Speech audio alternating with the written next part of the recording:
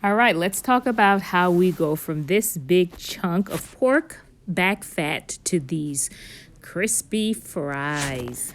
All right, so the first step is I just take my back fat, and my knives and kitchen shears are not super sharp. So what I do, instead of sitting there trying to cut it into small pieces right away because the skin is pretty tough, what I do initially is just take this, put it in a baking dish, and let it cook in the oven for about 15 minutes or so at 350.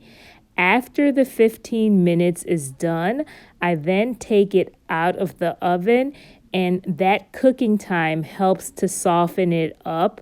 So it's then easy for me to use my kitchen shears and cut the pork fat into smaller pieces.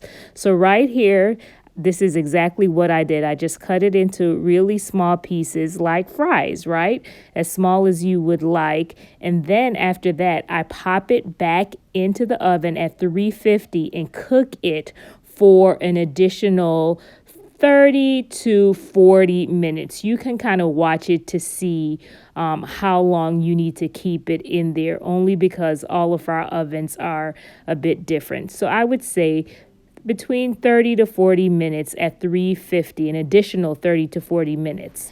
So this is what it looks like after 30 minutes of being in the oven. And I took it out, and you can see all the rendered fat there. So I took it out after 30 minutes, and I poured the rendered fat in a mason jar. And once that was poured into the mason jar, I popped it back into the oven for an additional 10 minutes. Now, at that point, I really liked the texture. It was crispy, and I want to caution you to not overcook it because it can get really, really hard if you overcook it. So you want it crispy where it's delicious, but not to the point where you can't chew it. And that is pretty much it. And of course, we season with salt.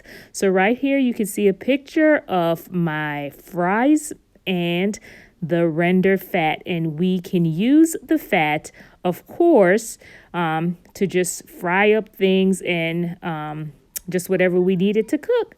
All right, hope you enjoyed this short tutorial. Carnivore fries.